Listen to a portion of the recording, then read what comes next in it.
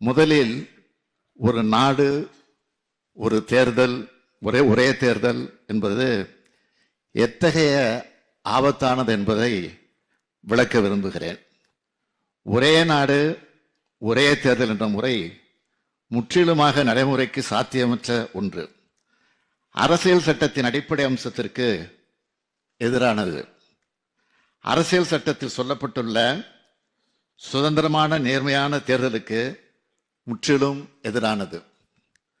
ஒரே நேரத்தில் தேர்தல் என்பது மக்களால் தேர்ந்தெடுக்கப்பட்டுள்ள சட்டமன்றங்களை முன்கூட்டியே கலைக்க வேண்டிய சூழல் ஏற்படும் என்பதும், அப்படி கலைப்பது அரசியல் சட்டவிரோதம் என்பதாலும் இந்த நடைமுறையை நாம் எதிர்க்க வேண்டும்.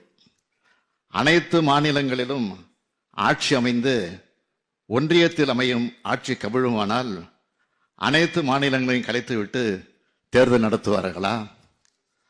சில மாநிலங்களில் ஆட்சி கவிழ்ந்து தேர்தல் நடத்தும் சூழல் ஏற்பட்டால் ஒன்றியத்தில் ஆட்சியில் இருப்பவர்கள் தானாக முன்வந்து பதவி விலகுவார்களா?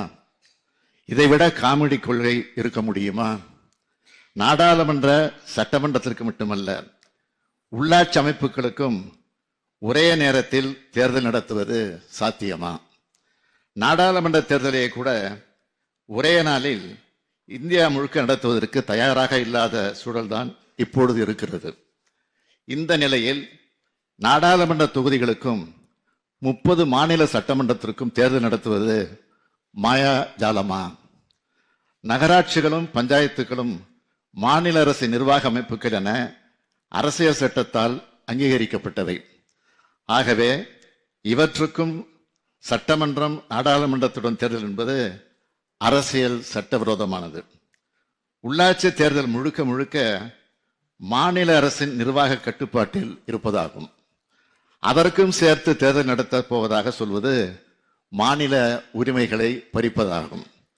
மாநில உரிமைகள், கூட்டாட்சி தத்துவம், அனைவருக்கும் சம வாய்ப்பு ஆகியவற்றை வழங்கும் அரசியல் சட்டத்தை சிதைக்கவோ உருமாற்றமோ விரைவில் மக்களால் நிராகரிக்கப்பட உள்ள நாடாளுமன்ற மெஜாரிட்டி உள்ளோரின் சுயநலத்திற்கு யாரும் பலியாகிவிடக்கூடாது. எனவே நாடாளுமன்றம், சட்டமன்றம், நகராட்சிகள், பஞ்சாயத்து ஆகியவற்றுக்கு ஒரே நாடு ஒரே தேர்தல் என்ற நடைமுறையை மிக கடுமையாக எதிர்த்தாக வேண்டும்.